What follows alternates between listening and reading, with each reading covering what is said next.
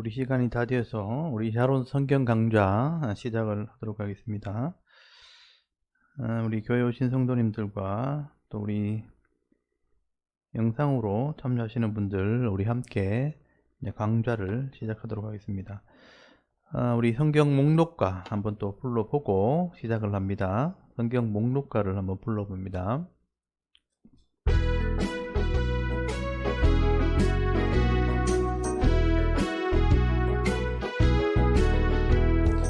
창세기 출애굽길의 위기 민수기 신명기 여호수아 사사기 룻기 사무엘 상하 열왕기 상하 역대 상하 에스라 느헤미야 에스더 욥기 시편 잠언 전도서 하가 이사야 예레미야 에가 에스겔 다니엘 호세아 요엘 아모스 오바댜 요나 미가 나온 마바쿠스 바냐 아케스 가랴 말라기 마태 마가 누가 요한 사도행전 로마서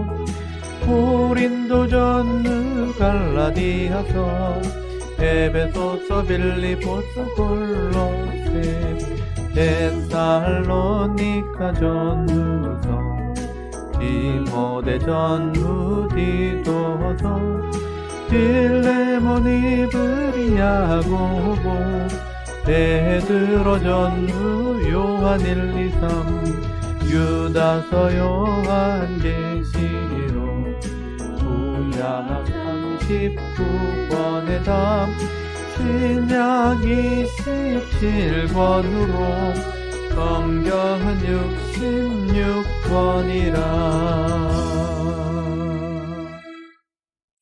아멘.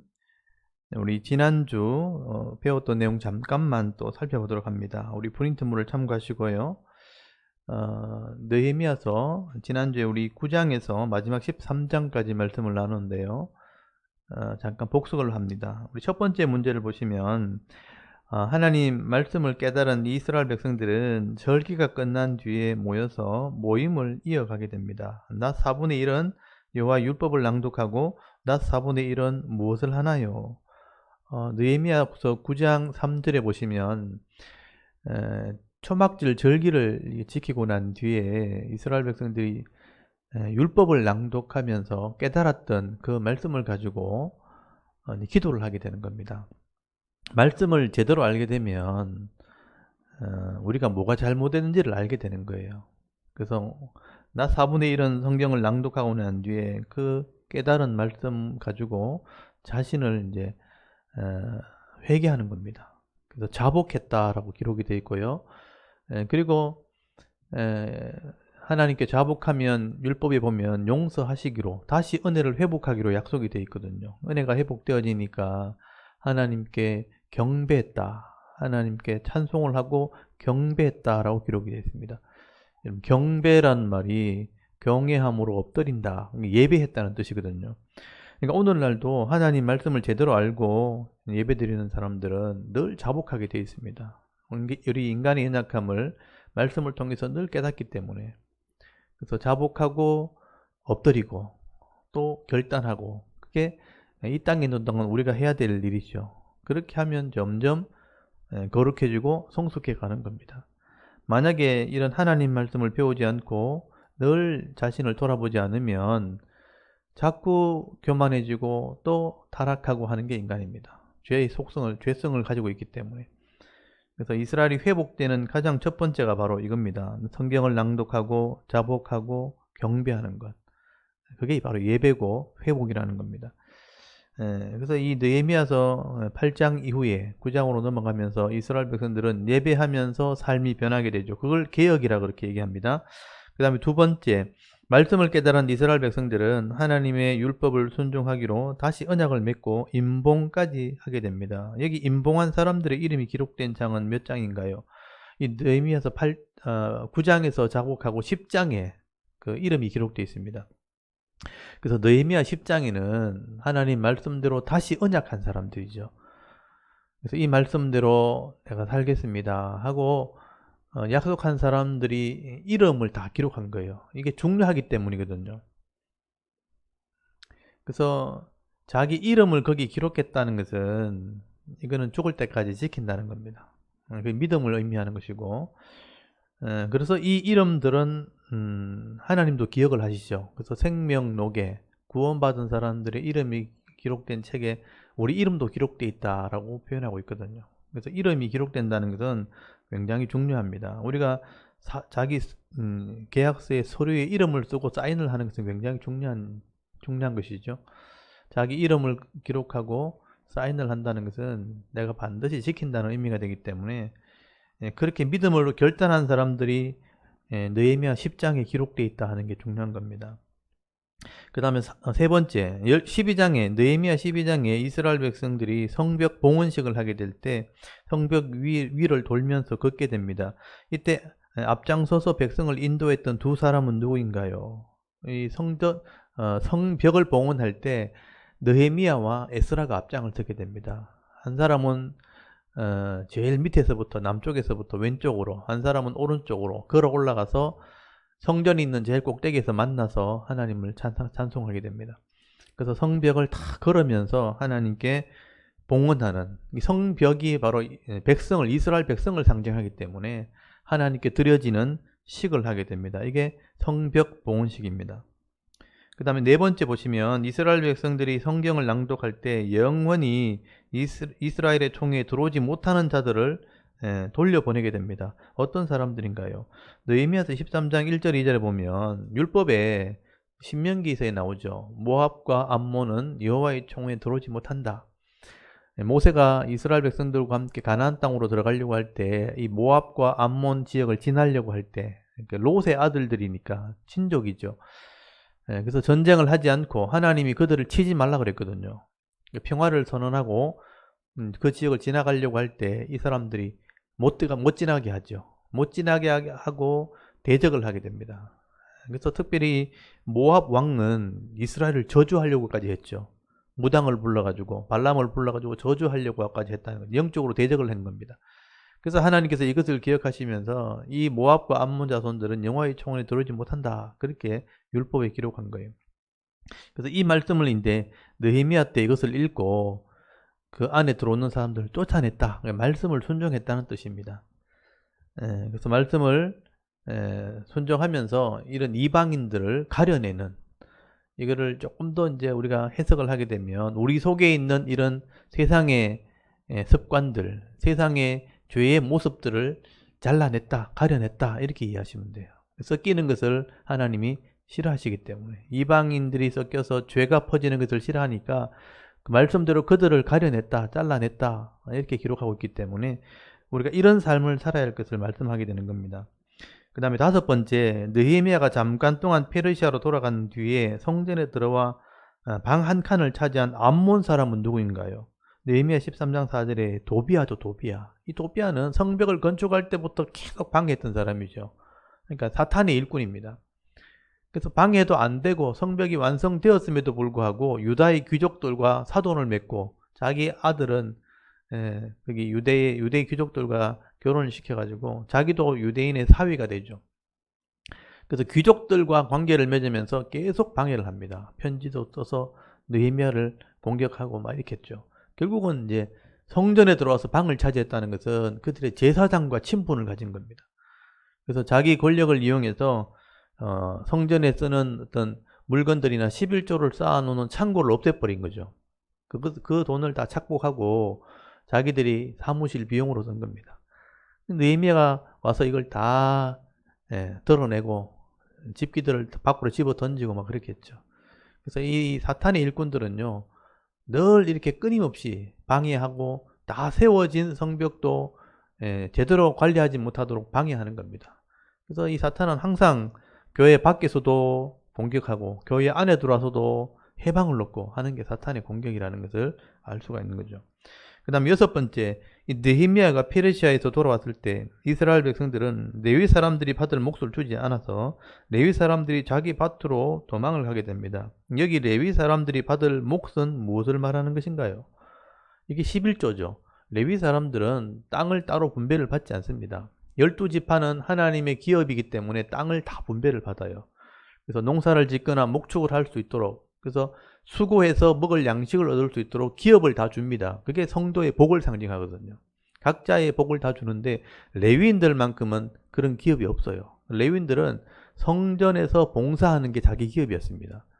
그럼 뭘 먹고 사느냐? 이 성도들이 받은 기업의 복을 11조를 바치면 그 12지파의 11조가 이 레위인 전체를 먹여 살리는 돈이었습니다. 근데 이 받을 몫을 주지 않았다는 것은 11조를 안 했다는 거예요. 백성들이 11조를 하지 않거나 아니면 중간에 제사장들이 그것을 착복한 거예요. 레위인들에게 주지 않고 분배하는 사람이 그걸 다 다른 데로 다 돌린 겁니다. 그러니까 레위인들이 먹고 살 길이 없으니까 밭에 가서 일을 하고 그렇게 직장을 가지려고 하고 했다는 거 아닙니까? 그렇게 하면 결국은 예배가 진행이 안 되는 겁니다. 예배가 진행이 안 되면 백성들은 속죄받을 수 없고 속죄받지 못하면 기업의 복도 없어지는 겁니다. 그럼 나라가 이제 망하는 거예요. 그래서 하나님이 11조를 바쳐서 레위인들이 봉사하도록 해라라고 말씀하신 겁니다.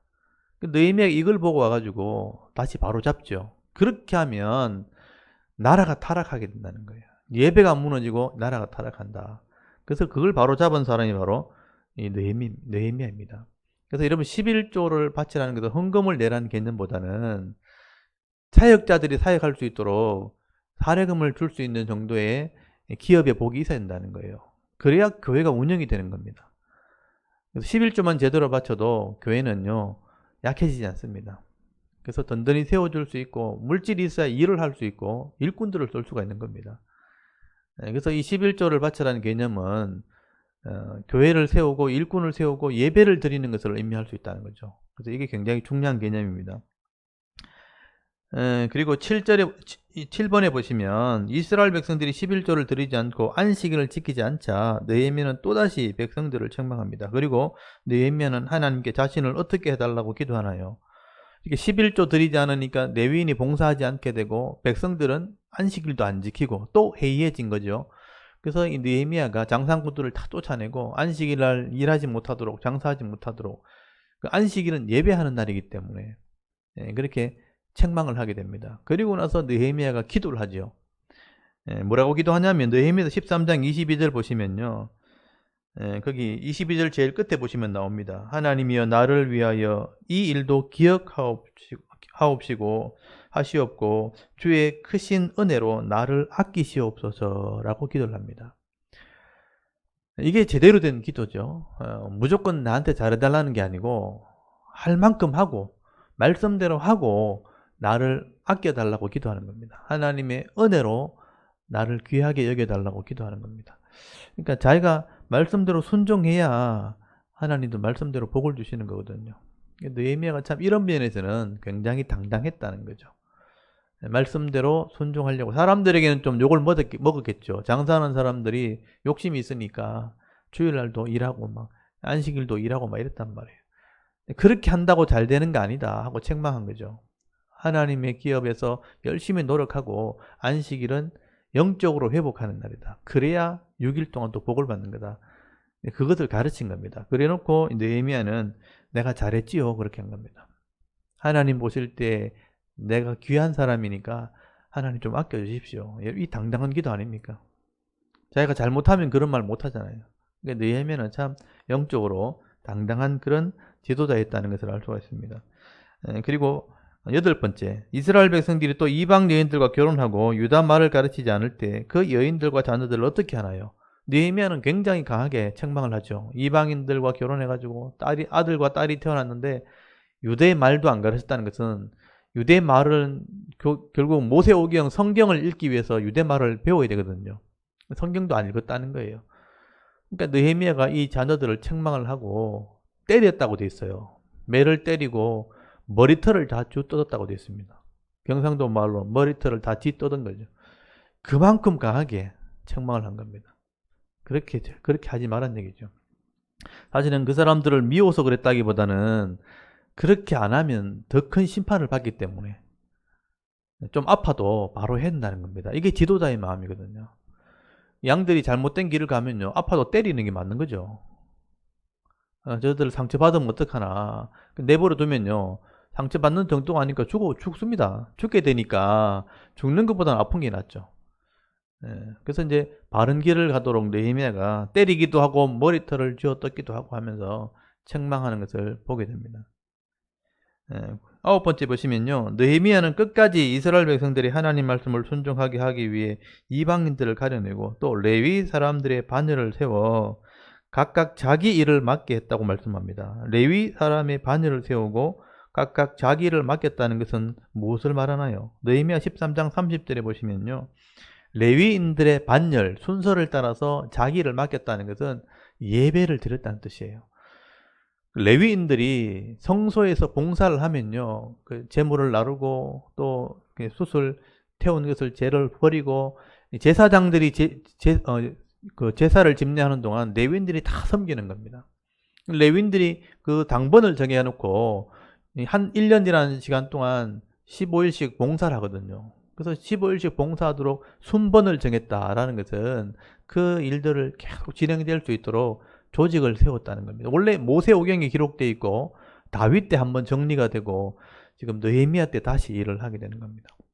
이렇게 해야 예배가 진행되는 겁니다. 그래야 백성들이 복을 받는 것이고 백성들이 복을 받아야 예물도 드리는 거고 예물을 드려야 제사장과 레위인들이 이 일을 계속할 수 있는 겁니다.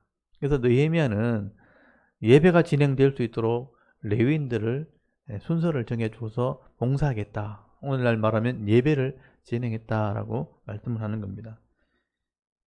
그래서 이게 참 귀한 거죠. 오늘날 교회가 바로 그겁니다. 어려운 일이 생겨도 사역자들이 또 이 교회 직분자들이 이 예배를 진행하는 일을 순서를 정해서 하는 겁니다. 그래서 기도 당번도 있고 청소 당번도 있고 식사 당번도 있고 이렇게 돌아가면서 봉사하는 섬김이 있다는 거죠. 그래야 교회가 세워지는 거죠. 그렇게 할 때 더 많은 사람들이 와서 예배를 드리면서 자복하고 회개하고 또 새로워지고 또 가정도 새로워지고 거기서 자녀들이 배우게 되고 이렇게 되는 겁니다. 이게 계속 진행될 수 있도록 하는 것은 우리 지도자들이 해야 될 일이죠. 느헤미야가 그 일을 한 것이죠. 그래서 참 귀한 일을 느헤미야가 한 겁니다. 그 다음에 10번째 보시면 에스라와 느헤미야가 죽고 난 뒤에 또 이스라엘 백성들은 악을 행하게 됩니다. 이때 마지막으로 하나님께서 보낸 선지자는 누구인가요? 그래서 이 느헤미야 이후에 이런 예배가 또 무너집니다. 백성들은 제물을 바치는 것을 귀찮아하고 안식일마다 예배 드리는 것을 이제 힘들어하고 싫어하죠. 제물 바치는 것도 싫어하고 그리고 율법을 지키는 것도 싫어합니다. 율법을 꼭 지켜야 되나 이런 말을 하게 되죠. 하나님이 안 계신 것 같은데 악을 행하는 사람, 사기치는 사람이 지금 더 잘 사는 것처럼 보이는데 라고 말하기 시작하죠. 그만큼 해이해지게 됩니다. 그래서 하나님이 어쩔 수 없이 마지막 사자를 보내죠. 그래서 하나님의 사자, 원래 그때 마지막으로 보낸 이 선지자는 말락이라는 선지자거든요. 이 말락이란 말이 나의 사자라는 뜻입니다. 나의 일꾼, 나의 사자 이런 뜻인데 이게 마지막 선지자이기 때문에 우리가 보통 말라기를 마지막 선지자, 마지막 사자라고 말을 하지만 원래 의미는 나의 사자, 나의 선지자 이런 뜻입니다. 그래서 이 말라기라는 선지자는 에스라와 느헤미야 이후에 다시 예배가 무너지고 율법이 해이해질 때 마지막으로 경고하러 나타나는 겁니다. 이제 이스라엘은 끝났다. 계속 기회를 줬지만 자기 은혜도 못 누리고 다른 사람을 구원하는 일도 못한 거예요. 그러니까 모세 때부터 광야에서 한번 심판받고 다시 교육받고 가나안 땅 들어갔는데 가나안 땅 들어가서 말 안 들어서 나라를 둘러 나눴는데 하나가 망했는데 그래도 끝까지 말 안 듣니까 결국 망했잖아요. 나라 망해서 바벨론 갔다가 다시 돌아와서 다시 회복시켜 주었는데 그래도 안 된 거예요. 그래서 어쩔 수 없이 하나님이 너희들을 통해서 이방인을 구원하는 게 아니고 내가 이방인을 구원할 거다. 그래서 신약 시대가 시작되면서 이 말라기가 신약 시대 예언을 하게 되는 겁니다. 내가 엘리야를 보내겠다. 마지막 엘리야가 예수님이거든요. 예수님을 보내서 아버지 마음을 자녀에게, 자녀의 마음을 아버지께로 돌아오게 하는 때가 되고 이방인이 다 돌아오면 마지막에 너희들이 구원받을 거다. 그 예언을 한 게 말라기의 마지막 예언입니다.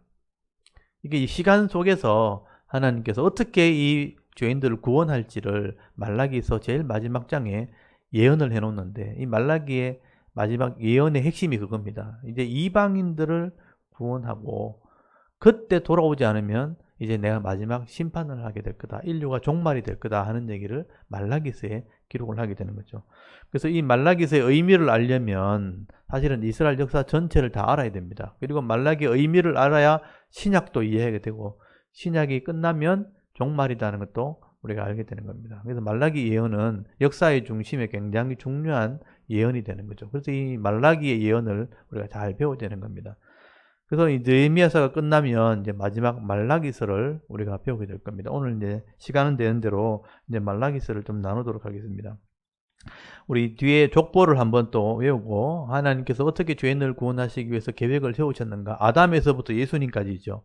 여자의 후손을 통해서 내가 뱀의 머리를 상하게 할 거다. 죄 문제를 해결할 거다. 그런 계획을 세우셨는데 그게 역사 가운데 이루어졌다는 거예요. 그래서 이 족보를 통해서 그것을 증명할 수 있는데, 아담에서 홍수 심판이 있을 때까지, 아담에서 노아까지 믿음의 사람 10대 손이 나옵니다. 그래서 그 가인의 후손들이 죄가 가득할 때까지 이 사람들은 하나님을 기억한 사람들이에요. 그래서 중요한 사람들이니까 이름을 기억해야 됩니다. 아담의 10대 손 10명 한번 외워볼게요. 아담, 셋, 에노스, 게난, 마할랄렐, 야렛, 에녹, 무드셀라, 라멕, 노아. 이 사람들은 믿음을 지켰어요. 그래서 이 노아까지 왔을 때 홍수 심판이 일어나고 노아의 아들들을 통해서 다시 구원이 일어나게 됩니다. 그래서 심판을 다 받고 난 뒤에 3명, 셈, 함, 야벳 중에 함의 후손들이 죄악의 후손이 되고 셈의 후손이 믿음의 후손이 됩니다. 셈에서부터 이제 아브라함이 나올 때까지, 아브라함이 셈의 10대 손이죠. 셈의 10대 손, 셈, 아르박사, 셀라, 에벨, 벨렉, 루, 수룽, 나올, 데라, 아브람. 이 사람들은 하나님을 기억한 사람들이에요. 그 함의 아들들이 죄를 관영하게 만들 때 이 사람들은 믿음을 지킨 거예요. 그래서 아브람을 불러가지고 처음으로 언약을 맺게 됩니다. 내가 하나님 나라를 이룰 거다. 땅과 자손을 주겠다. 그걸 약속한 거예요. 그걸 믿은 거예요. 그래서 아브람부터 다윗이 왕이 될 때까지, 그 다음 솔로몬이 번창할 때까지 이 역사가 이어집니다. 그래서 아브라함부터 솔로몬까지 왕이 나와서 다스릴 때까지죠. 그래서 아브라함, 이삭, 야곱, 약속이 넘어갔죠. 야곱의 12아들이 이스라엘이 되었고요. 그 중에 예수님 족보에 들어간 사람은 유다입니다. 그래서 유다의 족보라 그러고요. 유다, 베레스, 헤스론, 람, 아미나답, 나손, 살몬, 보아스, 오벳, 이세, 다윗, 솔로몬이 나오고, 나라가 번창했지만 우상을 섬기는 바람에 나라가 둘로 나눠져요. 그래서 북쪽의 10지파는 망합니다. 2지파가 믿음을 이어받죠. 10지파가 망한 왕이 19명이에요. 그래서 여로보암부터 나답, 반역을 당하죠. 바하사, 엘라, 또 반역. 시므리, 또 반역이죠. 옴므리, 이때 우상을 섬기죠. 아합, 아하시야, 여호람. 또 예후가 심판을 하죠. 예후의 4명의 아들이 나오죠. 요아스, 요아스, 여로보암, 이세, 스가랴. 그 다음 반역이 계속 일어납니다. 살룸, 모나햄, 브가이야, 베가, 호세야. 결국 아수르에게 망해서 다 섞여버리고 혼혈족속이 돼버립니다. 근데 믿음은 이제 남쪽에 이어가죠. 솔로몬의 아들 르호보암이 믿음을 이어받고, 아비암, 그 다음에 아사, 다리의 병들어 죽죠. 그 다음에 요사밧이 아합과 사돈을 맺으면서, 요사밧 때 개혁을 했지만 4명의 아들이 아달랴 때문에 타락하게 됩니다. 4명의 아들을 기억하셔야 돼요. 그래서 여호람, 아하시야, 아달랴는 빼고 요아스, 아마샤까지 비참하게 죽죠. 그 다음에 우시야 때 개혁을 합니다. 근데 문둥병 일려 죽어요. 요담, 아하스, 아카낭, 그 다음에 히스기야가 마지막 개혁을 했지만 15년 더 사는 바람에 타락하고 머나세가 나라를 망칩니다. 그래서 아몬, 요시야 때 일꾼을 세우는 개혁을 한번 하고요. 바빌론 포로 잡혀가야 되니까. 그 다음에 요아스 애고베가 잡혀가 죽고, 요야김 1차 포로, 요야긴 2차 포로, 시드기야 3차 포로 나라가 망한 거예요. 그래서 바벨론 가서 새로 회복하고 돌아왔죠. 성전을 짓기 위해서 여고냐의 아들들이 돌아옵니다. 여고냐, 스알디엘, 스룹바비 돌아서 성전을 짓죠. 근데 타락하게 된 거예요. 그래서 이 스룹바벨 다음에 아비훗, 엘리야김, 아소르, 사독, 아킴, 엘리웃, 엘라살, 맏단, 야곱, 요셉, 다음에 예수님이 태어나서 400년 뒤에 하나님의 뜻을 다시 가르치는 복음 사역을 시작하게 된 거예요. 그리고 성령이 오셔서 깨닫게 하시고, 예수님은 구속하셨고 성령은 깨닫게 하셔서 이 땅에 있는 모든 이방인들이 예수 믿게 하는 과정이 지금 종말까지 이어지게 됩니다. 그리고 다 돌아올 사람은 돌아오고, 마지막에 유대인이 돌아오면 이제 세상의 종말이 오는 거죠. 그리고 새로운 시대가 열리게 되는 거죠. 그걸 새하늘과 새 땅이라고 그럽니다. 그때까지 우리가 해야 될 일은 이 전체 하나님 구원 계획을 이해하고, 내가 구원받지 못한 사람들에게 전하고 깔려는, 가르치는 사역을 우리가 해야 되는 거예요. 그게 교회의 사역이고 여러분의 개인의 사명입니다. 이것만 잘 감당하면 이 땅에 있는 동안 그래도 행복하게 살 수 있다는 거죠. 죄악에 관능하고 악한 세상이지만 적어도 사명 있는 사람들은 행복하게 살다가 하나님 나라에 갈 수 있다고 가르쳐 준 게 이 성경에 대한 얘기입니다. 근데 이 족보만 잘 알아도 성경 전체를 우리가 이해할 수 있는 거죠. 이 족보는 꼭 기억하시고요. 다음 주에 또 다음에 모일 때 한번 또 점검해 보도록 하겠습니다. 오늘은 이제 구약의 마지막 책인데요. 우리 말라기서를 한번 펴 보시기 바랍니다. 지금 느헤미야서를 보다가 느헤미야서가 지금 749페이지 마지막이잖아요. 근데 말라기는 또 저 뒤에 나와요.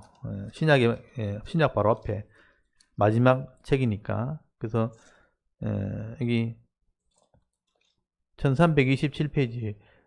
그러니까 이게 순서대로 읽어야 되는데 느헤미야가 앞에 있고 마지막 책이 뒤에 있으니까 모르는 사람들은 이게 이해가 안 되는 거죠. 느헤미야 읽고 한참 읽다 차례대로 읽으면 말라기 가면 무슨 말인지 하나도 몰라요. 순서대로 읽어야 됩니다. 느헤미야 읽고 난 뒤에 그 분위기 속에서 말라기 선지자가 말씀을 전하게 됩니다. 그래서 말라기란 이름의 뜻은 나의 사자, 하나님의 사자가 마지막으로 보내졌다, 이런 의미예요. 그래서 1장부터 이때까지 하나님께서 이스라엘 백성들을 죄에서 구원하기 위해서 이스라엘 백성들을 구원의 도구로 선택하셨고, 그러니까 결국 죄인들을 사랑하시기 때문에 그들을 구원하신 거거든요. 그래서 이 이스라엘 백성들을 사랑하셔가지고 죄인을 구원하도록 도구로 쓰려고 불렀는데, 이스라엘 백성은 그 하나님 사랑을 모르는 거예요. 그래서 말라기가 제일 먼저 하나님 말씀을 전할 때 하나님이 너희를 사랑했다는 말을 하게 되는 겁니다. 굉장히 중요한 고백입니다. 여러분 거기 말라기서 1장 1절 보시면 여호와께서 말라기를 통하여 이스라엘에게 말하신 경고라고 돼 있죠. 경고하려고 이 말라기를 보낸 거예요. 그리고 첫 마디가 여호와께서 이르시되 내가 너희를 사랑하였노라. 사실 이 말 안에 모든 게 다 담겨 있는 거예요. 하나님이 사랑하셔서 너희를 선택했고 너희를 특별히 구원의 도구로 불렀다는 거예요.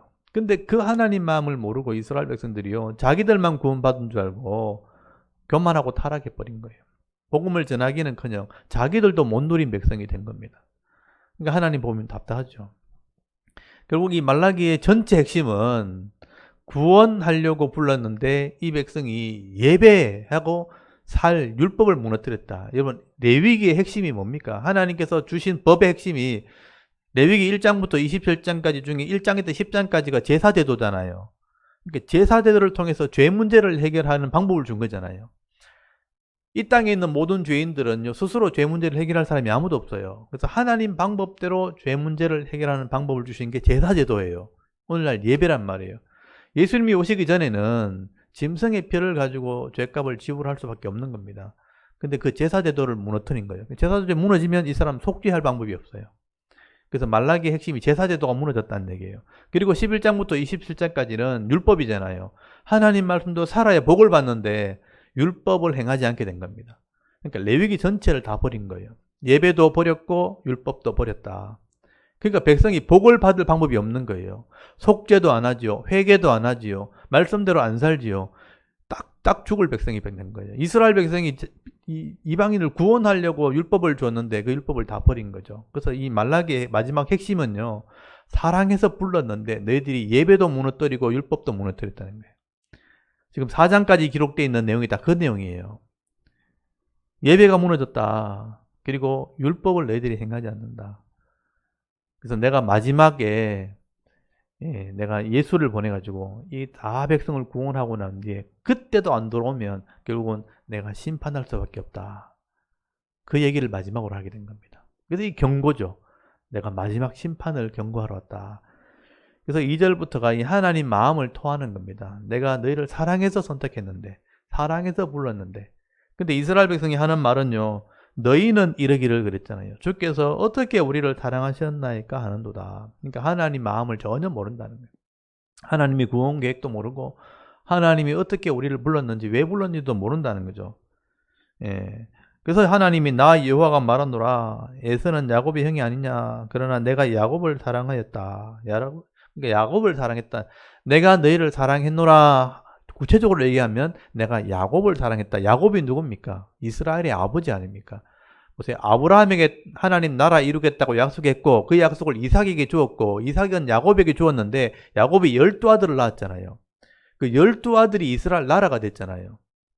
그래서 그 야곱이 뱃속에 있을 때 너희들이 이 나라가 나오기 전에 엄마 뱃속에 있을 때 내가 너를 사용하겠다고 말했다는 거예요. 큰 자가 어린 자를 섬기게 한다. 동생을 섬기게 한다는 것은 야곱을 통해서 하나님 나라 이루겠다고 네 뱃속에 있을 때부터 내가 너를 선택했다는 거예요.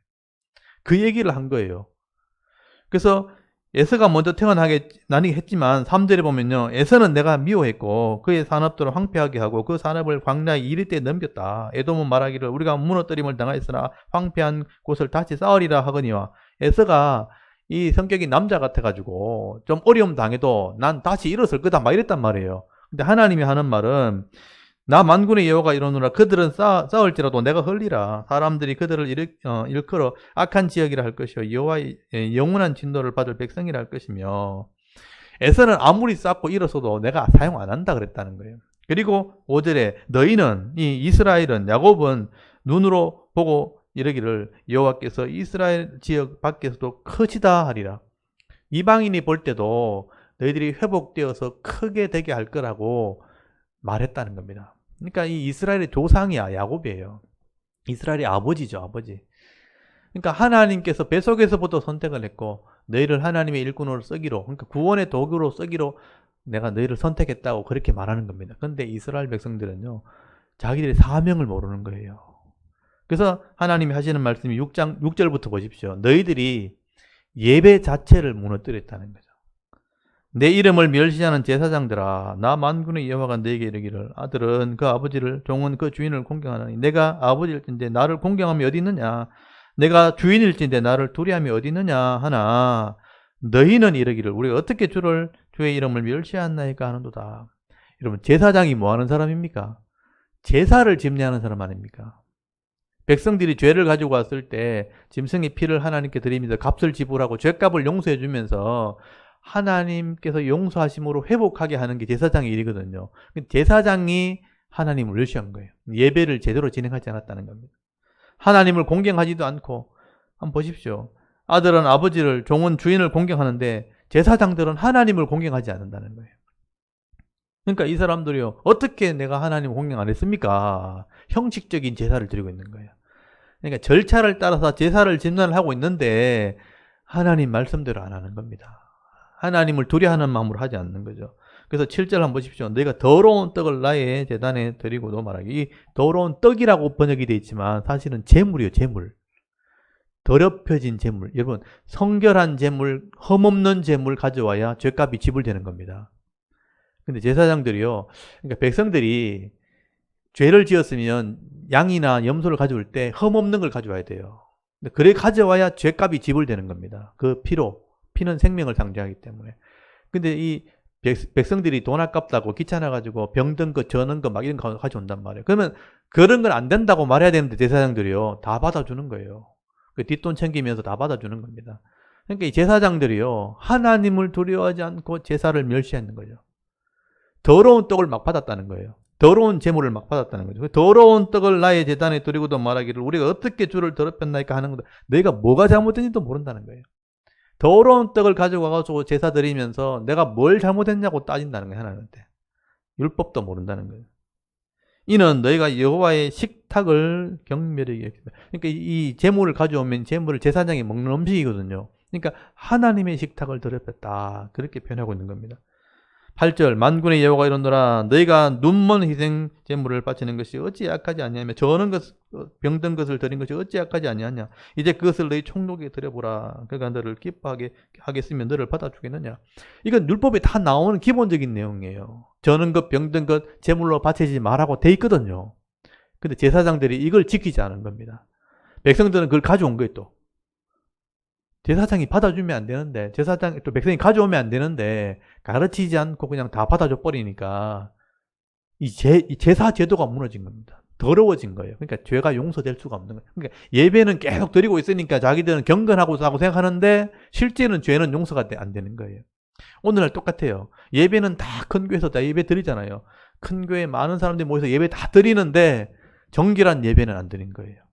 자기들은 굉장히 거룩하다 그러고 경건하게 막 찬양대가 찬양을 하고 설교 들 때 아멘 하면서 예배 다 드렸는데 내 속에는 한 개도 회개가 안 된 거예요. 자기는 굉장히 신앙생활 잘하는데 성도의 삶은 하나도 거룩해지지 않는 겁니다. 그러니까 하나님을 멸시하면서 어떻게 우리가 예배 드리고 있는데 하나님을 멸시했다고 자꾸 말합니까? 라고 말한다는 거예요. 말씀을 모르면 그렇게 되는 겁니다. 그래서 비어는 것, 병든 것 이런 것만 가져와가지고 예물로 바치니까 총독에게 한번 들어봐라. 총독이 받겠느냐. 9절 한번 보십시오. 만군의 여호와가 이르노라 너희는 나 하나님께 은혜를 구하면서 우리를 불쌍히 여기소서 하여 보라. 내가 이같이 행하였으니 내가 너희 중 하나님들 받겠느냐. 기도도 안 받는 거예요. 여러분 더럽혀진 제물은 속죄할 수 없습니다. 그 당시에. 그러니까 예수 그리스도의 속죄를 믿지 않고 나와서 아무리 용서해달라 그래도 용서해 줄 수 없는 겁니다. 그러니까 아무리 그렇게 외쳐봐라. 불쌍히 여기서도 해봐라. 내가 그렇게 하겠느냐. 10절 만군의 여호와가 말하노라 너희가 내 제단 위에 헛되이 불살하지 못하게 하기 위해 너희 중에 성전 문을 닫을 자가 있으면 좋겠도다. 내가 너희를 기뻐하지 아니하며 너희가 손으로 드리는 것을 받지도 아니하리라. 하나님이 얼마나 답답했으면 죄가 용서가 안 되는 제사를 계속 드리고 있으니까 차라리 성전 문을 닫았으면 좋겠다. 그래서 하나님께서 그 11절부터는요 너희들의 예배를 내가 받지 않고 이방인들이 구원받게 할 거다. 이제 여기서 예언을 하는 거예요. 11절부터 단락을 나눠 놓으시고요. 만군의 여호와가 이르노라 해 뜨는 곳에서부터 해 지는 데까지니까 지구로 본다면 온 지구죠. 사실은요. 다 해 뜨는 데부터 해 지는 데까지잖아요. 이방 민족 중에서 내 이름이 크게 될 것이라. 이게 지금 이루어지고 있잖아요. 이방 민족 중에 내 이름이 크게 될 것이라. 각 처에서 내 이름을 위하여 분향하며 깨끗한 제물을 드리. 여기 깨끗한이라는 표현 한번 보십시오. 이스라엘 백성이 더러운 제물을 드리니까 이제는 각 처니까 예루살렘뿐만 아니고 그 당시엔 예루살렘밖에 성전이 없었잖아요. 예루살렘뿐이 아니고 각 처에서 이런 깨끗한 예물을 드리고 분향은 기도하는 거거든요. 분향하며 깨끗한 제물을 드리리니 이는 내 이름이 이방 민족 중에 크게 될 것입니다. 이게 예언, 말라기 예언인데 지금 이루어진 거예요. 12절에 그러나 너희는 말하기를 그 당시 이스라엘 사람들이죠. 여호와의 식당은 더러워졌고 그 위에 있는 과일 곧 먹을 것은 경멸히 여길 것이라 하여 내 이름을 더럽히는도다. 그러니까 이걸 당연하게 여겼다는 거죠. 뭐 그런 거 드리면 어때? 어차피 죽을 짐승인데 하면서 병든 것 저는 것 막 가져오면서 그렇게 말하면서 예배를 드렸다는 겁니다.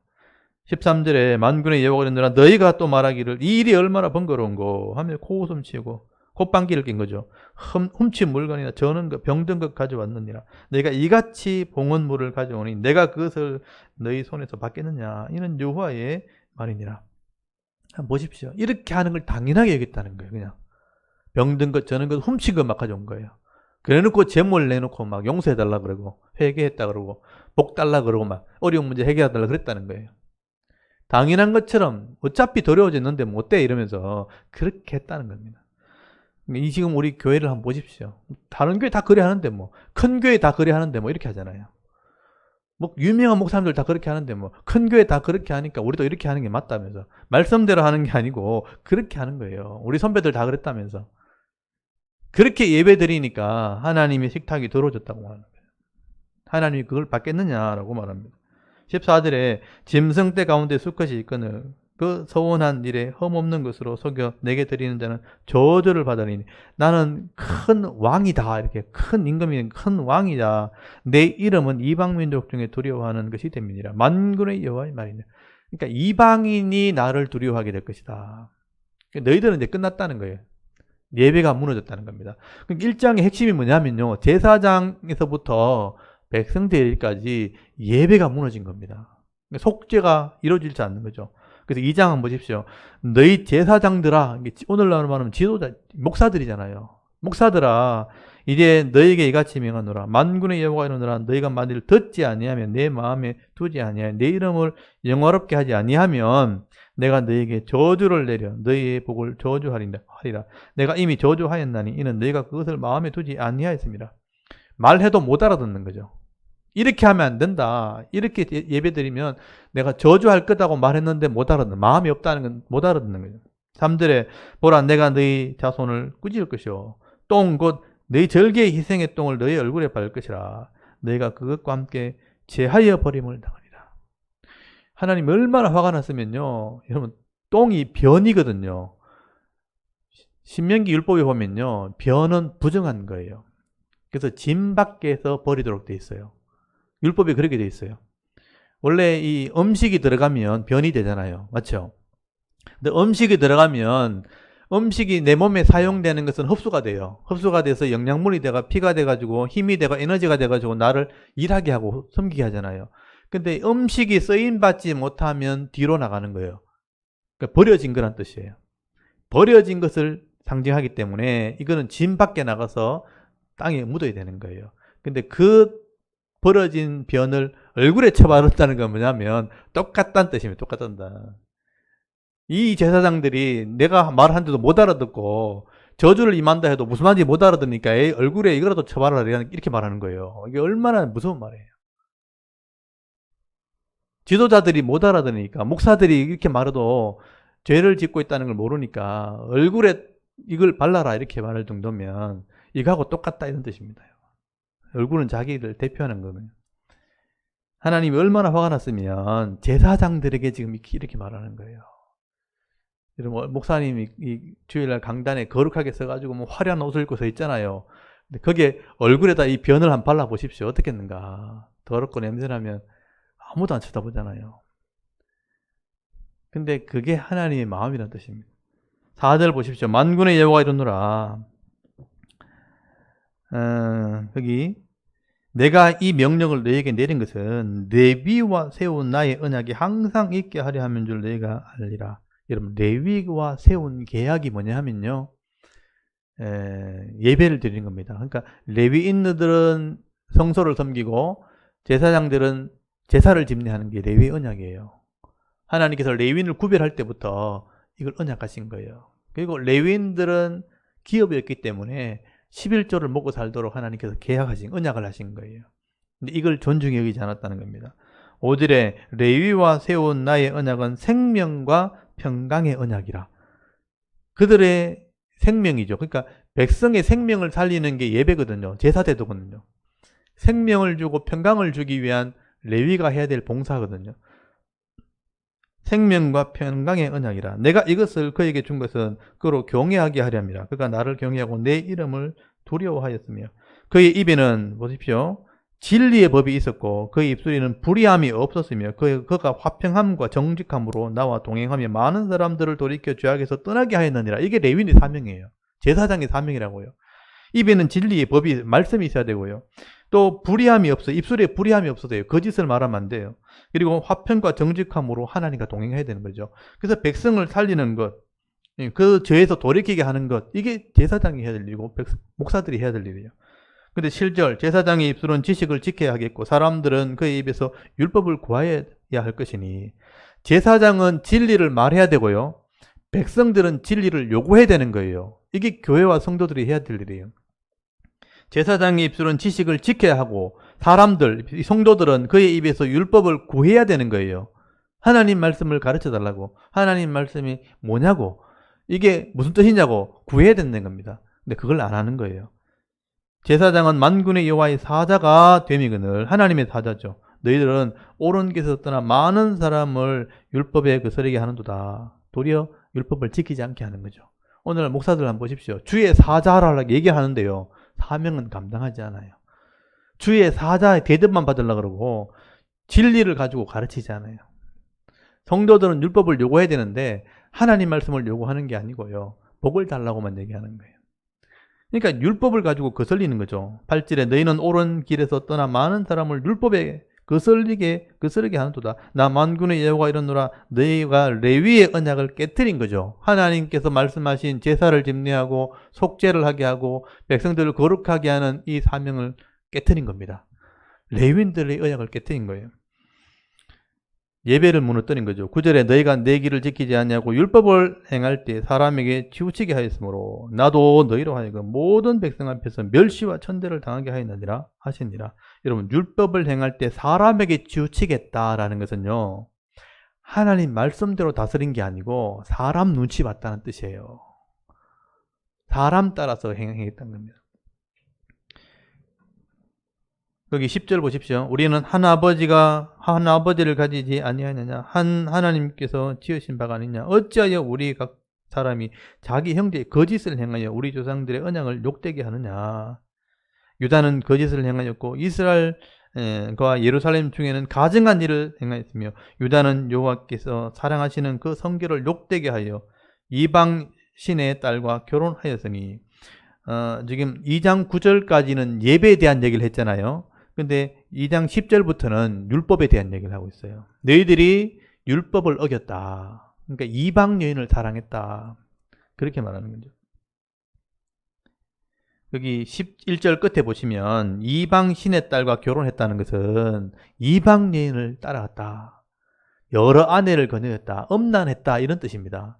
그러니까 율법을 어긴 자죠. 레위기 율법의 18장에 보면 성윤리에 대한 규례가 나오잖아요. 그리고 19장에 사회윤리에 대한 규례가 나오잖아요. 그러니까 율법을 어긴 겁니다.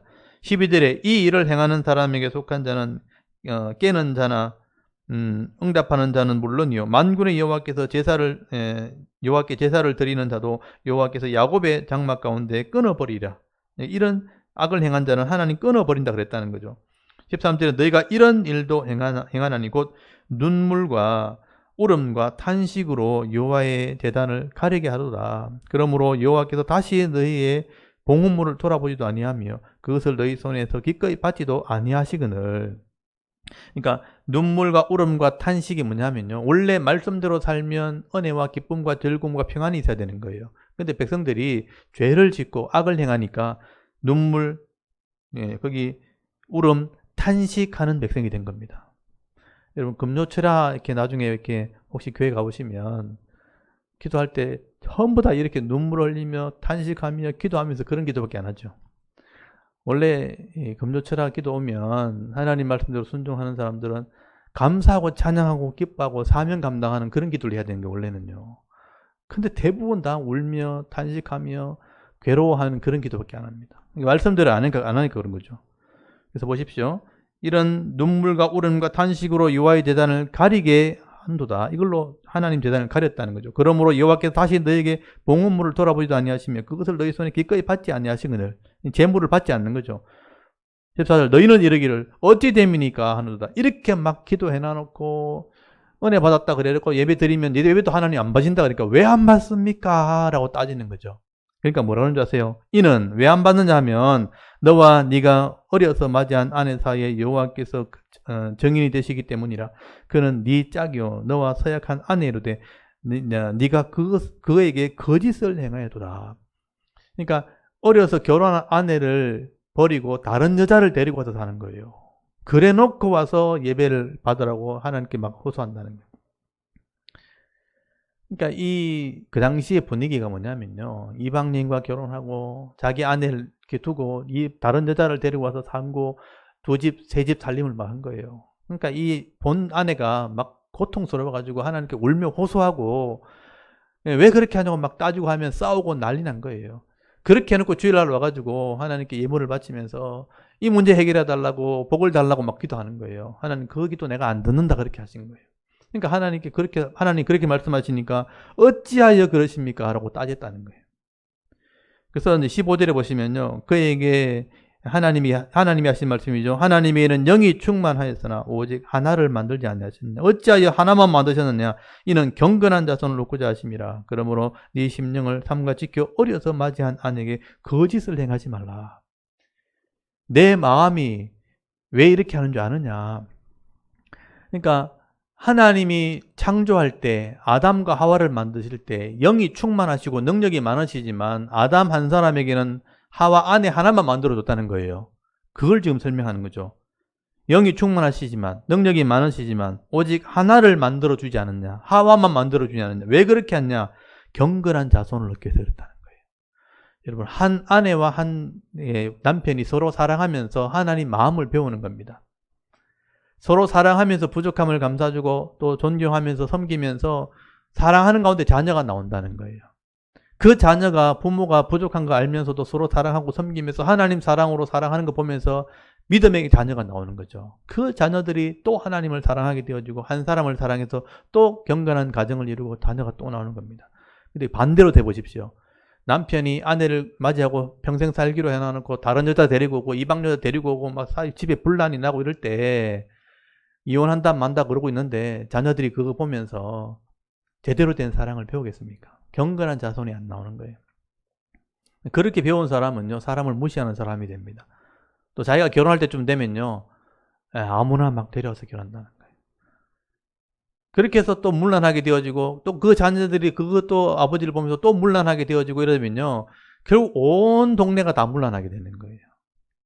그러면 거기서 구원이 이루어질 수가 없는 겁니다. 그래서 하나님이 가정을 통해서 사실 구원을 이루는 거예요. 한 아내와 한 남편을 통해서 하나님을 사랑하게 하고 경외하면서 말씀을 순종할 때 거기서 경건한 자손이 나오고 그 자손들이 번창하게 되어질 때 그게 교회가 되고 그게 복을 받는 나라가 되는 겁니다. 그게 하나님께서 원하시는 거예요. 근데 이스라엘 백성들이 그렇게 안 하는 거예요. 다른 아내를 데리고 와서 어려서 데리고 온 아내의 마음에 상처를 주고 거짓을 행하면서 악을 행하면서 교회 와서는 예물을 드리면서 이 복을 달라 그렇게 하니까 하나님이 그 예물 내가 안 받는다 그렇게 말. 왜 안 받습니까? 따지니까 지금 이 말을 하는 거예요. 내가 원하는 것은 경건한 사람들이다. 경건한 자손이다. 그래서 어려서 맞이한 아내에게 거짓을 좀 하지 말아라. 그 말은 율법을 지키라. 하나님 말씀대로 하라는 얘기죠.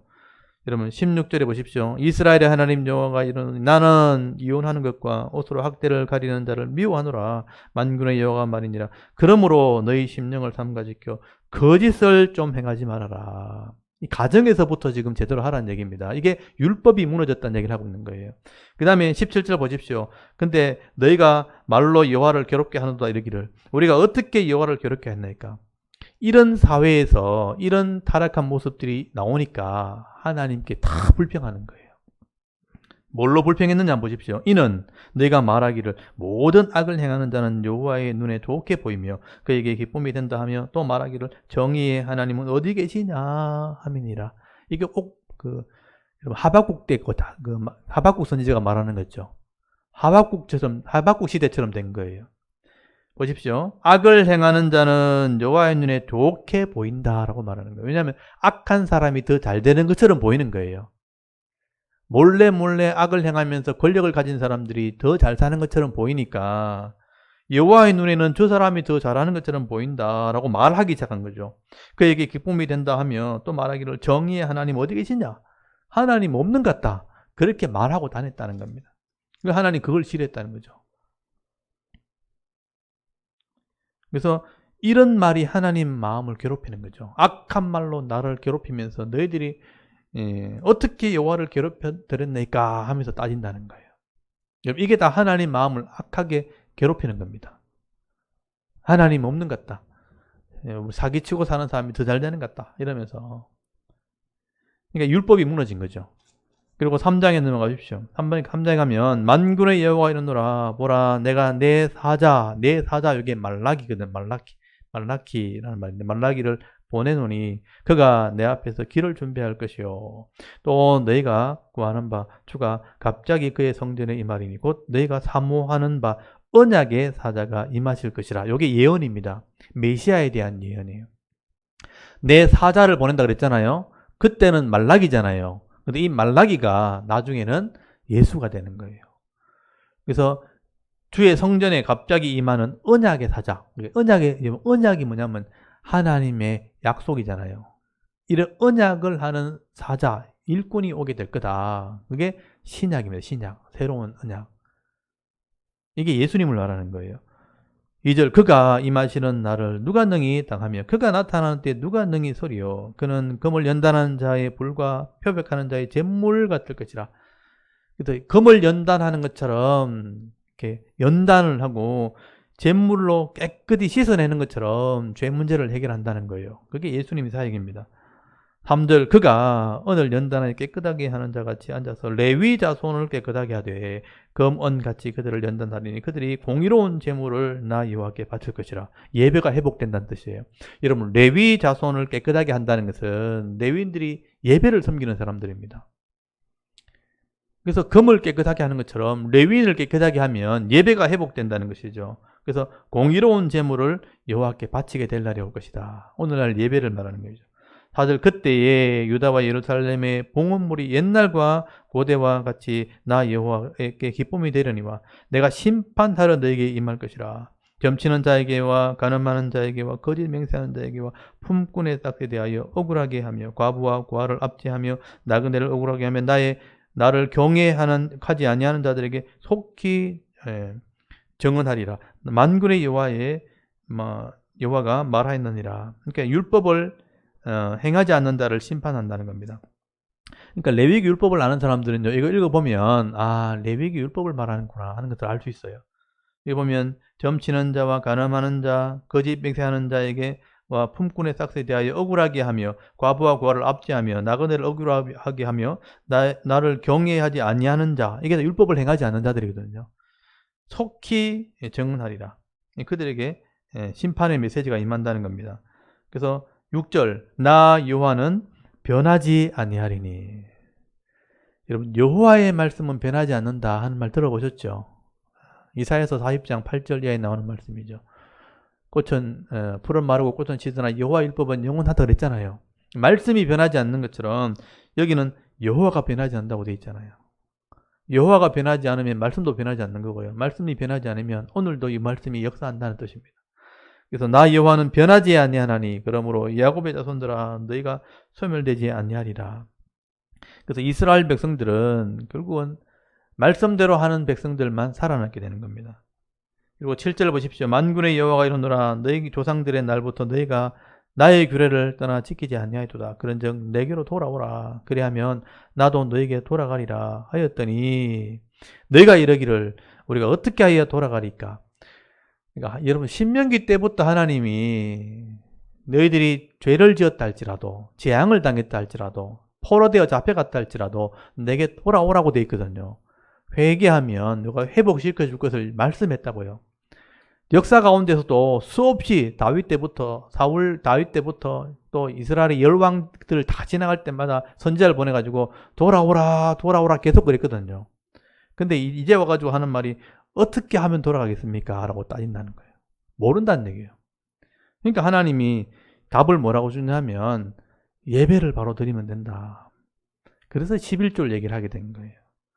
11조 얘기하는 것은 레위인들이 먹고 살게 하라는 뜻이에요. 레위인들이 먹고 살아야 예배를 드릴 거 아니에요. 예배를 드려야 죄 문제가 해결될 거 아니에요. 죄 문제가 해결돼야 복도 받고 은혜도 받을 거 아니에요. 너희들이 11조를 다 도둑질 해가지고 그걸 다 써버리고 안 바치니까 예배가 진행되지 않는 거다라고 말한 거예요.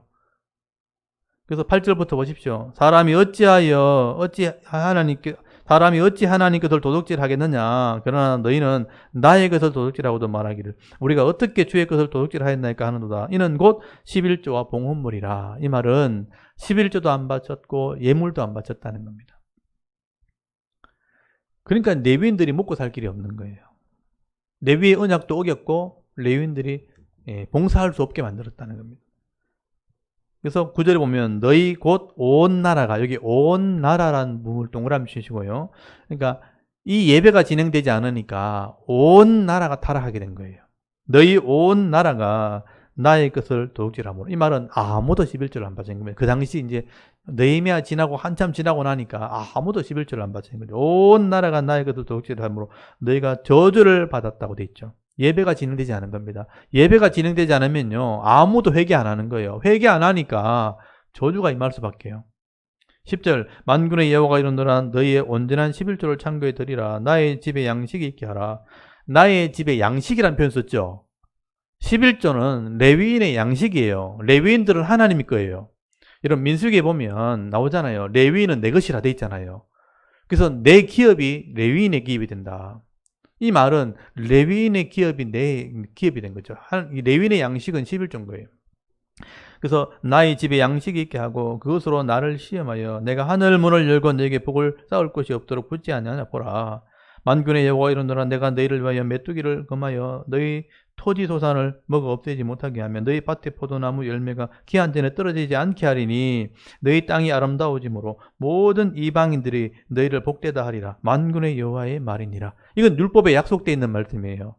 너희들이 레위인들이 봉사할 때 와서 속죄하게 되어지면, 예배를 드리게 되어지면 거룩한 백성이 되니까 기업에 복이 임하는 거죠. 그래서 재앙이 그치고 땅에 양식이 생겨서 나누고 섬기는 백성이 되게 하는 거죠. 그게 원래 율법의 약속이에요. 그게 복인데 그 복을 다 잃어버리게 되었다라고 말하는 거죠. 이 말씀대로 하면요, 이방인들이 볼 때는 와, 이스라엘 백성들은 희한하다. 저렇게 흉년이 오고 고통이 오는데도 예배만 드리는데 하나님이 복을 주시니까 때에 맞춰 비가 오고, 레위기 율법에 보면 레위기 26장에 나오잖아요. 너희들이 이 말씀을 순종하면 때를 따라 비를 주신다고 돼 있잖아요. 하나님께서 악한 자를 막아주신다고 돼 있잖아요. 그래서 하나님이 너희들에게 복을 주실 것이라고 돼 있거든요. 그러니까 예배 드리는 민족은 복을 받으니까 이방 사람들이 볼 때 신기한 거예요. 너희들은 어떻게 그리 복을 받느냐라는 말을 듣게 된다는 거죠. 그래서 핵심이 그거잖아요. 12절에 너희 땅이 아름다워짐으로 모든 이방인들이 너희를 복되다 하리라. 이런 이방 사람들이 우리를 보고 복되다고 말하는 것은 우리가 예배 드리는 것밖에 차이 나지 않잖아요. 예배를 바로 드리면 가정과 기업이 복을 받는 거예요. 말씀대로 순종하고 거룩하게 살면 가정과 기업에 복이 임하는 거예요. 그래서 이방인들이 우리를 부러워하는 겁니다. 그래서 이걸 11조 많이 해라는 식으로 이렇게 설교하면요, 큰 착각을 하게 되는 거예요. 헌금 많이 하라는 얘기 아니에요. 예배 드리라는 거예요. 예배. 말씀대로 순종하면 하나님 복을 주시는 백성이 되기 때문에 이방인들이 부러워한다는 게 핵심이잖아요. 이방인들이 너희를 부러워하게 된다. 우리가 헌금 많이 한다고 이방이 부러워합니까? 그거 아니잖아요. 11조 많이 하면 이방인들이 부러워합니까? 그게 아니잖아요. 그러니까 예배 바로 드리라는 의미죠. 그러면 이방인들이 너희를 복되다 하게 될 것이다. 그러니까 13장 12절은 결국은 예배를 회복하라 하는 말입니다. 근데 13절에 보면요, 그들이 하는 말을 한번 들어보십시오. 여호와가 이러노라. 너희가 완악한 말로 나를 대적하고도 이르기를 우리가 무슨 말로 주를 대적하였나이까 하는도다. 이는 너희가 말하기를 하나님을 섬기는 것이 헛되니, 그러니까 예배하는 것이 헛되니 이라게 말했다는 거죠. 만군의 여호와 앞에서 그의 명령을 거스르며 슬프게 행하는 것이 무엇이 유익하리요? 잘못했다고 회개하면서 우는 게 무슨 유익하리요? 이런 뜻이에요. 15절에 지금 우리가 교만한 자가 복되다 하며 악을 행하는 자가 번성하며 하나님을 시험하는 자가 화를 면한다 하노라, 이렇게 말했다는 거예요. 완전히 타락한 거죠. 한번 보십시오. 교만한 자가 복되다, 악을 행하는 자가 번성한다, 하나님을 시험하는 자가 화를 면한다, 여러분 이렇게 말했다고 생각해 보십시오. 이렇게 말하면서 이것을 합리화시킨 겁니다. 예배 드리면 뭐하노? 기도하면 뭐하노? 이렇게 말했다는 거예요. 완전히 다르겠죠. 그래서 16절 그때 여호와를 경외하는 자들이 피차에 말하며 여호와께서 그것을 분명히 들으시고 여호와를 경외하는 자와 그 이름을 존중히 여기는 자를 위하여 여호와 앞에 있는 기념책에 기록하셨느니라. 여러분, 이름에도 불구하고 하나님을 경외하는 자, 또 그 이름을 존중히 여기는 자는 하나님이 다 기억하고 계신다. 그의 기념책이라고 되어 있잖아요. 이게 생명록이에요. 하나님은 자기 백성을 다 기억하신다는 거죠. 17절에 만군의 여호와가 이르노라. 나는 내가 정한 날에 그들을 나의 특별한 소유로 삼을 것이요 또 사람이 자기를 섬기는 아들을 아낀같이 내가 그들을 아끼리니 그때에 내가 돌아와서 의인과 악인을 분별하고 하나님을 섬기는 자와 섬기지 않은 자를 분별하리라. 이게 이제 종말에 대한 얘기를 하고 있는 거예요. 그렇지만 이런 악한 시대에도 하나님을 경외하는 사람이 있다면, 하나님을 존중하는 사람이 있다면 하나님이 마지막에 심판대에 세울 때 선악을 분별할 때 의로운 자로 내가 구원한다는 겁니다. 그래서 18절에 그때라는 것은 종말을 얘기하는 거죠. 의인과 악인을 분별하고 하나님을 섬기는 자와 섬기지 않는 자를 분별하리라. 이게 예언의 말씀이에요. 그리고 4장이 마지막 예언이에요. 만군의 여호와가 이르노라 보라 용광로 불같은 날이 이르니, 요게 이제 심판 날이거든요. 용광로 불같은 날은 지옥의 불을 말하는 겁니다. 그 마지막 심판을 말하죠. 그때가 오면 교만한 자와 악을 행하는 자는 다 지푸라기가 될 것이라.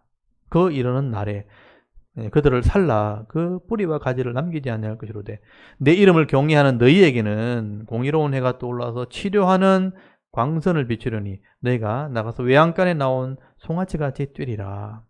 그래서 마지막 심판을 얘기하는 겁니다.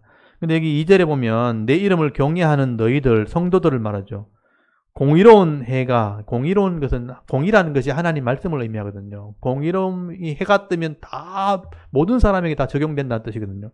그러면 치료하는 광선이라고 되어 있지만 이 광선이란 번역은 잘못된 번역이에요. 원래 원어에는 거기 번호가 적혀 있죠. 밑에 뭐라고 번역되어 있습니까? 날개란 뜻이에요. 날개. 이 번역하는 사람들이요. 그러니까 이게 앞에 공의로운 해가 떠올랐다고 이거는 원어가 공의로운 해라고 돼 있거든요. 태양빛처럼 해가 떠오르는데 갑자기 날개가 나오니까 이게 뭐가 안 맞다. 의역을 한 거죠. 조금 바꿔서 번역하면서 해가 떴으면 빛이 비치는 거다. 그래서 공의로운 광선이 이렇게 치료하는 광선이 비친다고 번역해야겠다고 써는 건데 원래는 날개란 개념이에요. 이게 무슨 말이냐면 이게 이해를 하면 돼요. 공의로운 해, 모든 사람에게 말씀이 임하게 되어지면 말씀대로 순종했던 사람들은 마지막 때가 되면요 고통을 당하게 됩니다. 마지막 때가 되면 죄악이 관영하게 되어지고 모든 윤리가 무너지고 모든 게 사상이 다 무너지고 혼란스럽게 되거든요. 그러니까 모든 사상을 다 존중히 여기는 시대가 되니까 악한 사람도 함부로 못 대해요. 그러니까 소수 의견을 가진 사람도 함부로 대하지 못하는 시대가 됩니다. 기독교가 진리라고 무시 못하는 거예요. 그래서 이제 이 기독교를 주장하는 사람들은 핍박을 받게 됩니다. 그래서 기독교만이 진리라고 얘기했다가는 멸시를 받고 핍박을 당하고 고통을 당하니까 많은 상처를 받게 된다는 거죠. 근데 마지막 때가 되면 공의로운 해, 말씀이 모든 사람에게 알려져 버리면 이 말씀대로 한 게 옳은 게 드러나본단 말이에요. 그러면 그때가 되면 상처 입고 힘들었던 자기 백성들은 치료를 받게 될 거다. 그게 새끼가 이렇게 엄마 품에 있는 것처럼 이런 뜻이에요. 큰 날개가 그들을 덮어버리면 자기 새끼를 보호하는 것처럼. 그래서 날개란 표현을 쓴 거예요. 하나님의 날개가 너희를 덮어리니, 이 비춘다는 말은 사실 번역이 없는 건데 이 날개란 말을 광선으로 해석하다 보니까 광선은 이렇게 뭘 비추는 거잖아요. 그래서 비춘단 말을 더했는데 원래는 원어에 비춘단 말이 없어요. 그냥 날개로 너희를 치료한다 이렇게 돼 있어요. 뜻은 이해가 되시죠? 그러니까 마지막 때가 되면 상처 입고 힘들었던 자기 백성을 공의의 빛을 비춰가지고 그 날개로 회복시킨다 이런 뜻이에요. 하나님의 큰 날개가 너희를 회복시킬 것이고 너희가 나와서 외양간에서 나온 송아지니까 비유로 말하면 온전히 회복된다 이런 뜻이에요. 여러분 외양간에서 송아지가 갇혀있다가 나오면 펄짝펄짝 뛰다니고 자유롭게 뛰다니는 것처럼 그 상처 입은 성도들, 괴롭힘 당한 성도들이 자유함을 누리는 회복하는 모습으로 영광을 돌리게 되는 모습을 비유로 설명한 겁니다. 마지막 때의 온전한 회복을 말씀하고 있는 거예요. 이 땅에서는 다소 고통이 있을 수 있다 이겁니다. 성도는 고통을 당할 수 있어요. 또 상처를 받을 수 있어요. 옳은 대로 사는 것 때문에. 그렇지만 마지막 때는 치료하는 날개로 우리를 덮으시면 온전히 회복되는 외양간의 송아지처럼 뛰노는 때가 오게 될 거다. 기대하라 이런 뜻이죠. 3절 그리고 악인들 너희가 악인을 밟으리니 그들이 내가 정한 날 마지막 날에 너희 발바닥 밑에 재와 같으리라. 만군의 여호와의 말이니라. 너희들이 결국은 그 자기를 괴롭혔던 그 악한 사람을 발로 밟는 날이 올 거다. 이거는 이제 이스라엘 사람들이 전쟁에 나갔을 때 승리할 때 모습이에요. 원래는요. 전쟁에 나가면요. 적들을 발판 밑에 놓거든요. 임금이 보좌를 탁 해가지고 발등상이라고 그러잖아요. 발판 밑에 탁 놓으면 그들이 거기 다 엎드린단 말이에요. 그게 승리의 모습이거든요. 그러니까 이 의인들이 고통을 당하지만 결국 치료하고 회복되어지면 마지막 때 악인들이 그 발바닥 밑에 서게 된다는 거예요. 그때가 있다는 거예요. 그러니까 소망하라는 뜻입니다. 그게 마지막 말이잖아요. 그리고 나서 4절부터는 신약에 대한 이야기죠. 단락이 나눠지죠. 요거 4절부터 6절은 박스로 딱 쳐놔야 돼요. 이게 신약에 대한 예언입니다. 너희는 내가 호렙에서 온 이스라엘 위하여 내 종 모세에게 명령한 법 곧 율례법들을 기억하라. 이게 마지막 말이에요. 모세에게 율법을 줘가지고 처음 레위기가 시작됐잖아요. 이 율법을 지킬 때 복을 받도록 돼 있잖아요. 그걸 안 지켰단 말이에요. 그래서 망했고 하나님 마지막 말은 그걸 기억해라는 것은 이 말씀대로 하나님 나라 심판이 임한다는 거예요. 그래서 모세 율법은요 반드시 알고 있어야 됩니다. 그래서 레위기 율법 정리하고 있어야 돼요. 그것이 해설되어진 신명기도 알고 있어야 돼요. 그리고 역사 가운데 진행되었던 내용들도 알고 있어야 돼요. 그래서 모세의 명령한 법, 율례법들을 기억해야 된다는 거지. 성도가 반드시 기억해야 되는 겁니다. 머릿속에 새겨놔야 되는 거예요. 이 법이 있어야지만 예수님의 말씀이 해석이 되는 거예요. 이 법이 있어야지만 사도들의 말씀이 이해가 되는 거예요. 그 법이 오늘도 실천되어질 때 우리가 하나님 백성의 표가 되는 거예요. 그래서 5절에 보라 여호와의 크고 두려운 날, 이 마지막 심판날이죠. 이러기 전에 내가 선지자 엘리야를 너에게 보낸다. 이 엘리야가 구약시대에 엘로힘은 야훼라, 아합이 우상을 섬길 때 진짜 신이 누구인지를 알려준 사람이 엘리야죠. 그러니까 진짜 하나님을 알려줄 사람이 바로 신약의 예수님을 말하는 거예요. 그래서 세례요한이 나타났을 때 사람들이 당신이 엘리야냐고 묻잖아요. 그때 세례요한이 뭐라고 하냐면 내 뒤에 오시는 분이라고 그러잖아요. 그분이 예수님이잖아요. 사실 엘리야는 예수님을 얘기하는 거죠. 엘리야가 예수님이 오시면 이 말이죠. 6절 그가 아버지의 마음을 자녀에게로 돌리게 하고 자녀의 마음을 그들의 아버지께로 돌이키게 한다면 회개시킨다는 거예요. 예수님이 오셔서 말씀을 가르치고 회개시킨다는 거예요. 예수님이 공생이 시작할 때 제일 첫 마디가 뭐냐면 회개하라는 거예요. 회개하라. 하나님 나라가 가까이 왔느니라. 그래서 그들의 마음을 돌이켜서 회개시키고 그래서 돌이키지 않으면 그런데도 돌이키지 않으면 성령이 오셔가지고 깨닫게 하는데도 돌아오지 않으면 이제는 마지막 심판밖에 없다. 그래서 두렵건대 내가 와서 저주로 그 땅을 칠까 하노라 라는 얘기는 이제 예수님이 속죄하시고 성령이 오셔서 가르쳐주는 시대가 지나면 그때 돌이키지 않으면 더 이상 돌아오지 않으면 내가 심판할 수밖에 없다. 그게 종말이다. 그게 저주로 심판한다고 말씀하신 거죠. 그리고 나서 이스라엘 백성들이요 이 말을 안 들었기 때문에 신구약 400년 동안 짓밟히게 되는 겁니다. 그것 때문에 400년 동안 신구약증과 어떤 고통을 당하는 거죠. 지금은 페르시아 시대죠. 헬라가 지나가면서 짓밟고 로마가 짓밟고 150년 전쟁 동안 고통을 당하고 때가 되었을 때 예수님 오셔가지고 이 말라기 예언대로 하나님 나라를 선포하신 거죠. 이제 하나님 나라가 이제 가까이 왔다. 천국이 가까웠다는 것은 하나님 나라가 가까이 왔다. 종말이 다 됐다는 뜻이에요. 이 말라기 예언을 이루러 오신 거죠.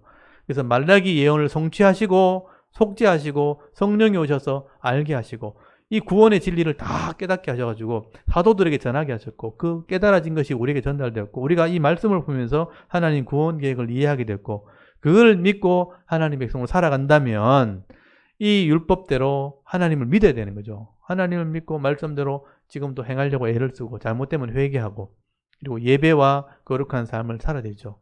안 그러면 말라기처럼 또 책망을 듣게 될 겁니다. 이해가 되십니까?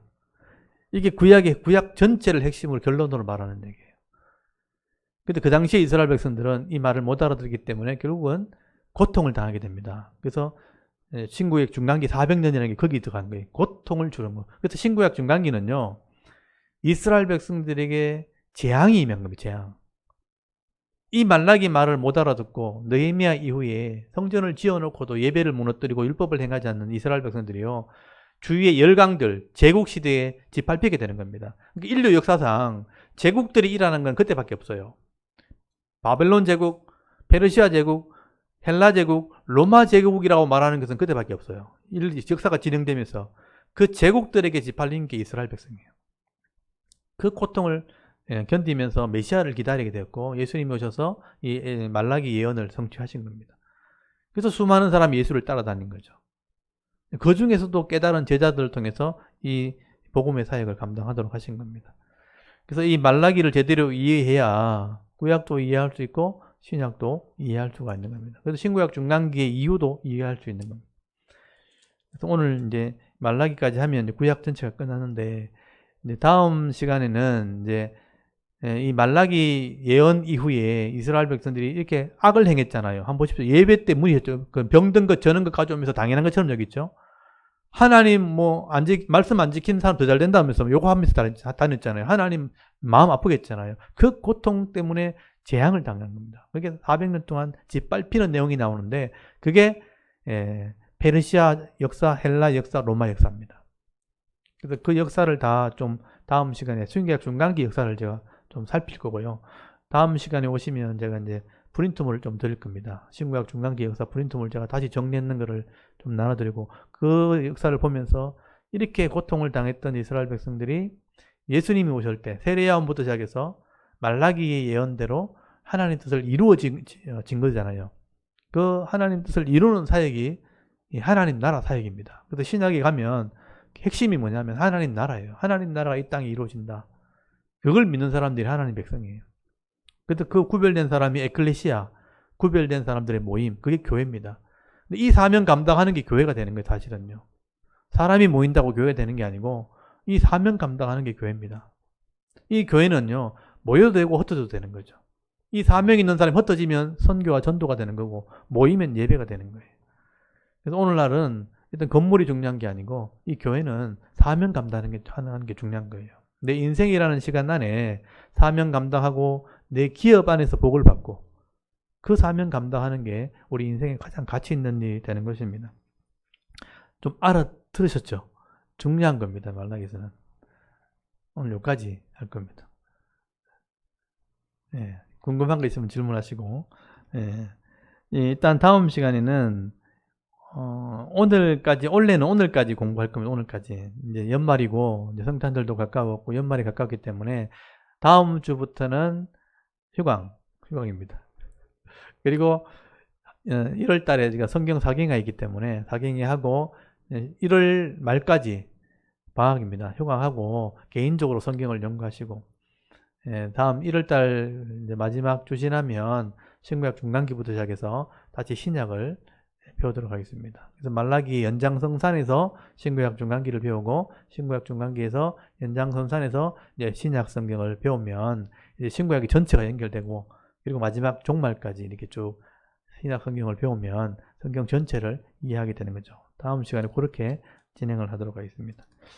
오늘 여기까지 하도록 할게요. 오늘 지금 영상을 통해서 15명이 지금 참여하고 계신데 오늘 영상을 통해서 보시는 분들도 이 얘기는 굉장히 중요한 얘기고 이 얘기를 제대로 얘기하시는 분이 많잖아요. 그래서 오늘 말라기를 의미를 잘 들으시고 개인적으로 다시 한번 읽어보십시오. 상세하게 읽어보시고 이 하나님의 마음, 예배가 무너졌고 율법이 무너진 레위기 율법을 행하지 않는 그 이스라엘 백성을 향해서 책망하신 말씀 그리고 메시아 예언, 신약에 대한 예언을 잘 보시고 그것이 성취되었기 때문에 우리가 지금 예수를 믿고 있는 겁니다. 그렇다면 이것을 밝히 알아야 되고 우리가 믿음으로 행해야 되는 겁니다. 그러면 당연히 여러분 삶 속에서는 은혜의 복이 따라오게 되는 거죠. 그래서 예수님이 먼저 그 나라와 그 의가 이루어지도록 기도하라고 그랬잖아요. 그게 여러분의 기도 제목이 되어야 되는 겁니다. 다른 거 기도하지 마시고 나를 통해서 우리 가정을 통해서 우리 기업을 통해서 하나님 나라와 의가 이루어지도록 기도하시면요. 그거 하나하나씩 주시는 대로 행하시면 되는 거예요. 그게 기쁨이 되고 복이 되는 겁니다. 오늘 여기까지 하고 다음 시간에 우리 만나도록 하겠습니다. 우리 잠깐 기도하고 마치겠습니다. 하나님 은혜를 참 감사합니다. 한 해 동안 하나님께서 복을 주셔서 이 목요일마다 이 사랑 강좌를 잘 진행하게 하시고 구약 말씀을 이렇게 말라기서까지 잘 배우고